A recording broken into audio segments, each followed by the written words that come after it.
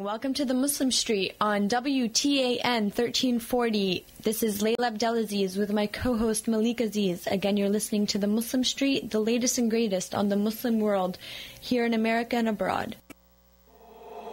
When I get older, I will be stronger. They'll call me freedom, just like a waving flag. So wave your flag, now wave your flag, now wave your flag. Oh, born to a throne, stronger than Rome, a violent Good evening and welcome to the Muslim Street. This is Layla Abdelaziz here with my co-host Malik Aziz.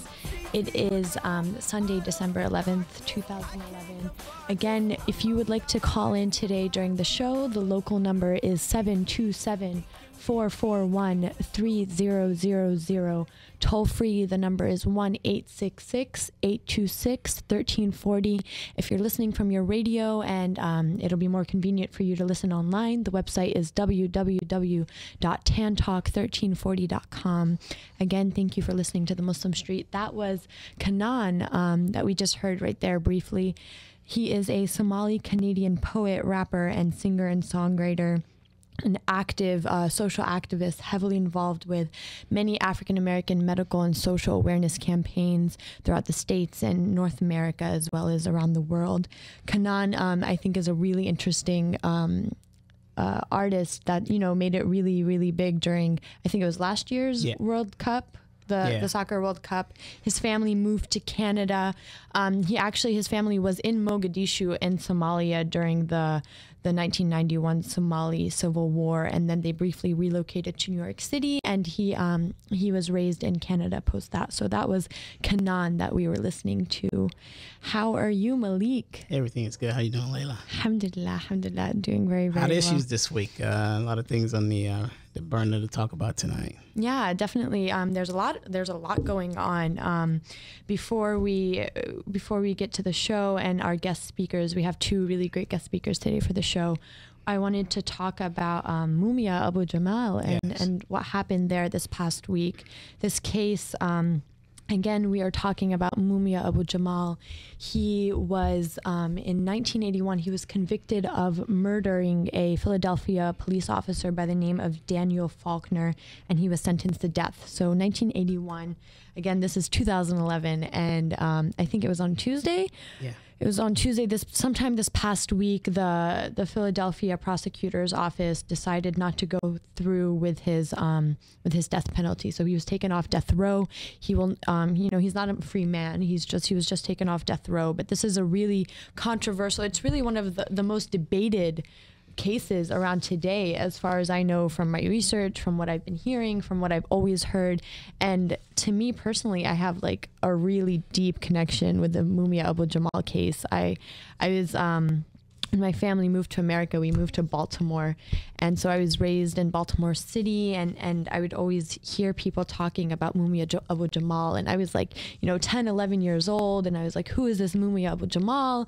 And I would look it up, and I kind of read up on his case. And Mumia is, he's really well known as one of the world's most famous inmates, because previously to being prosecuted as the murderer of police officer Daniel Faulkner, he was activist and a radio journalist. Right. And the cool thing about Mumia is, there's a lot of controversy in his case and his sentencing, but he continued his radio journalism, and to this day I still keep up with him. Yeah, the thing about Mumia, I think if we're going to put it in context, this is a political issue. It has been from the very start.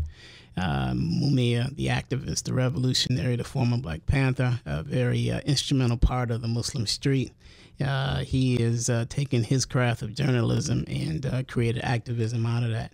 And I think it kind of sums up his situation now and what he's been going through over the last 29 years. From Mumia, he said, they don't just want my death, they want my silence. And the silencing of another revolutionary, a silencing of be it by assassination, be it by lethal injection, is silence nevertheless. The United States government for quite some time. During the time of J. Edgar Hoover, launched what was called the Counterintelligence Program of the United States government under the FBI. And in that counterintelligence program, one of the groups that they targeted was a group that Mumia was a part of, and that was the Black Panthers. And it was the targeting of the Black Panther Party from the mid-1960s through the 1970s that decimated that organization. They sent countless numbers of their chapter heads and chairmen to prison. Assassinations took place. We saw it right in Chicago on the west side with Chairman Fred Hampton, who was the Illinois chapter head. At a very young age, he was gunned down by the then Chicago Police Department and headed by State's Attorney Edward Hanrahan, who suffered politically for that situation. So to put Mumia in context, we have to put him in the context of struggle and the sort of connecting the dots of what his incarceration has meant politically to the Muslim street, politically to change and the activism that he was about. It's just not, the incarceration of not only when we'll get to some of the false evidence and the evidence that was suppressed and the racist judge that said over the case and calling for a new trial that hasn't been granted. But Mumia's case becomes important because he is connected the imprisonment of black men in this country to the prison industrial complex, tied that into the military industrial complex, which is tied into the foreign wars that America has gotten themselves into over the last 40 years.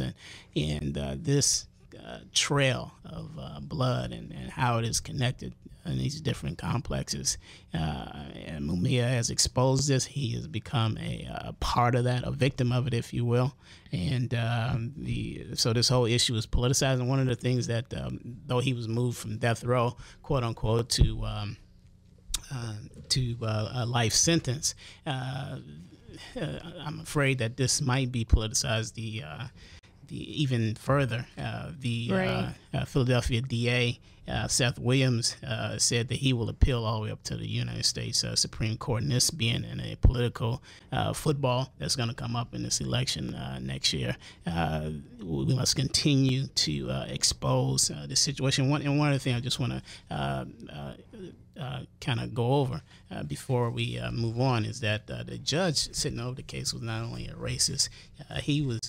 There was the court stenographer who worked with the judge, Judge Sabo, who under a sworn affidavit heard the judge say that I'm going to help them fry this quote unquote N-word. Right. So, right. If this is American justice, we don't want any part of it. Mumia, and to kind of wrap that up before we go on, we could talk about Mumia for hours, but previously to being convicted, he was the president of the Philadelphia Association of Black Journalists. This is something that he's continued. He continued his journalistic endeavors, and you can visit freemumia.com, FREEMUMIA.com, to learn more about the Mumia case and listen to his journals and his hundreds of columns. We also are going to have a link on the Muslim Street website at muslimstreet.net where people can gather more information about the different links and the different struggles that are going around. Definitely. In the case of awareness around Mumia. Definitely. Again, you're listening to the Muslim Street. Stay tuned after this. We have a really great program for you. You're listening to WTAN 1340, The Muslim Street. You can follow us at muslimstreet.net or on Facebook, Muslim Street.